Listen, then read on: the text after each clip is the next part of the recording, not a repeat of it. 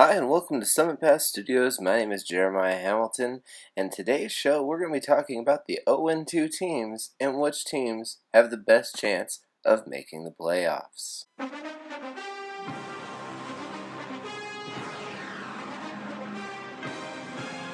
So as we can see from this first little lineup right here, we have the Bills, the Lions, the Seahawks, the Cardinals, the Giants, the Texans, and the Raiders all sitting at 0-2.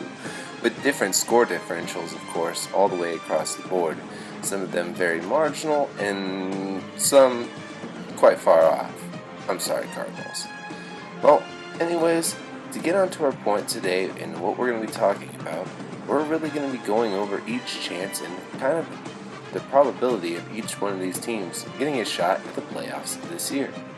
Starting with our first team, the Buffalo Bills. Now, the first two games went quite horribly for them. The first game, they only scored a grand total of 3 points. Yep, that's right, against Joe Flacco. Joe Flacco completely did not perform as well as he normally does. He only threw for 236 yards. The best running back only ran for 44 yards. Willie Snead only caught a pass for 42 yards. Or 49 yards. I can't read. Well, anyways, as you can see from that first game, they looked completely awful.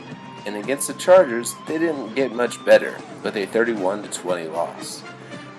I'm going to say that with their upcoming schedule going forward, that the Buffalo Bills are going to have a little bit of trouble trying to make this top echelon of teams. I'm sorry for all you Bills fans out there, but this really is probably the worst team in the league at this moment. Sorry, guys. Well, moving on to our next team, the Lions. That's right. 2 games already this season, but they've been a little bit closer, especially against San Francisco, where they only lost by 3 points. Against the Jets on the opening Monday Night Football game, they had a little bit of a hard time with Matthew Stafford throwing for a few interceptions in the game, and also it not seeming like their offense really got going. And on the other side of the ball, Isaiah Crowell completely torched them for 102 yards on the ground. In this next game, Matthew Stafford still was the top passer in the game, but this time Golden Tate was the best receiver on the field, and unfortunately for them, they still ended up on the losing side. With the division that they have, the NFC North, they're going to be hard-pressed to come back in this season, with games like New England still on the horizon to this week, Dallas, Miami, Seattle, Minnesota, Chicago, Carolina, Chicago, LA, Detroit, Arizona.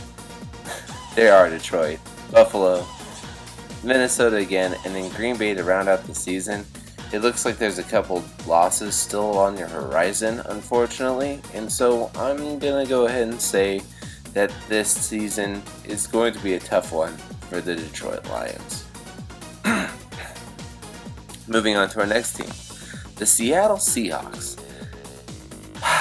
What a heartbreaking season it's been for them so far. Seattle lost their first game to Denver on a very small margin, but it seems like a couple of these teams on this list actually have this same problem. Seattle lost 24-27 to Denver, but it was in Denver, so that gives Denver the advantage in this game over a team that was, relatively bad offensively all game long, and had some glimpses there, here and there, giving them 24 points up to the 27 of Denver. In their game 2 on Monday Night Football, it didn't get much better. Unfortunately, Khalil Mack and all of them made it a resurgence to come out there and make sure that they put a hurt on him all game long. And things don't get much better going on as the season goes on when they have LA 2 more times and the Chargers to boot.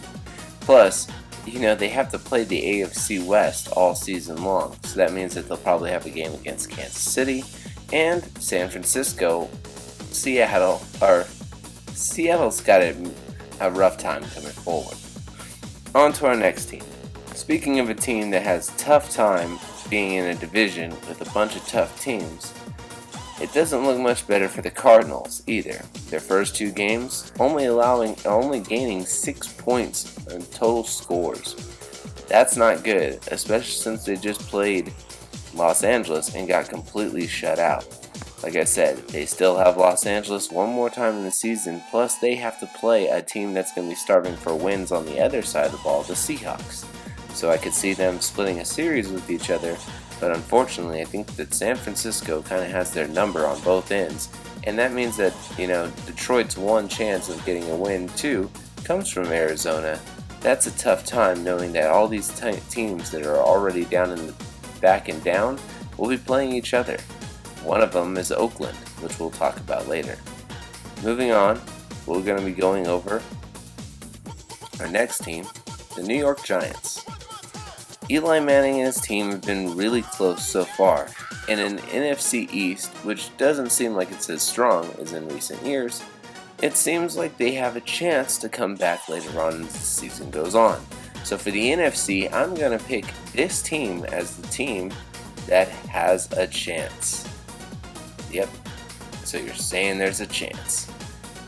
There's a slim one, but they could come back and possibly get better as the season goes on, as long as they keep warming up as the season goes on. They have Houston this week, with New Orleans coming up afterwards, Carolina, Philly, and then Atlanta.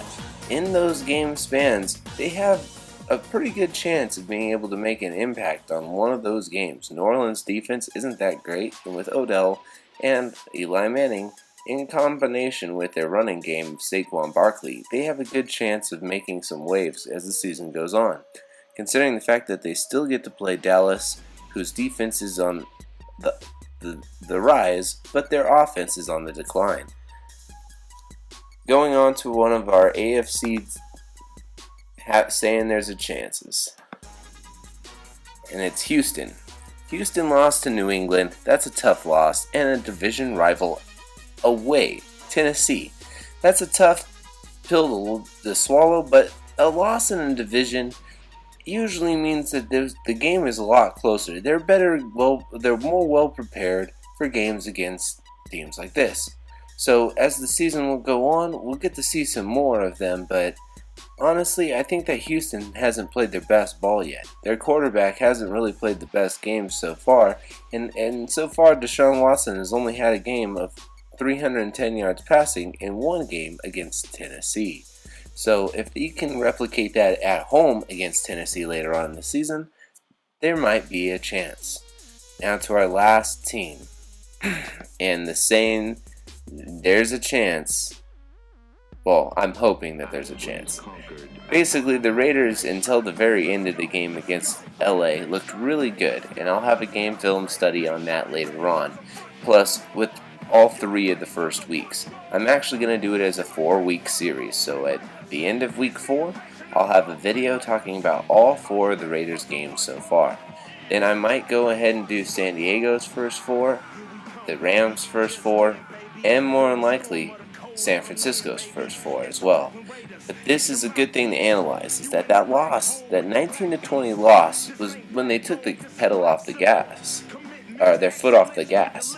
Basically, Derek Carr was on fire that game, and so was Amari Cooper. But Philip Lindsay and the rushing attack of Denver made the game interesting at the very end. But as the season goes on, Oakland does have some really weak opponents going forward. Some of them have even been on this list.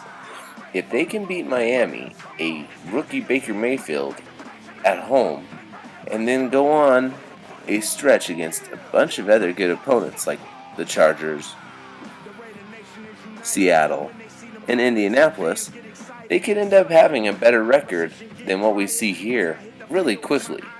And we know that the Raiders' offense can go on tears, as we've seen from years previous. So don't count them out just yet. So anyways, go ahead, and if you do like the channel, like and subscribe, and come check us out anytime here on Summit Pass Studios.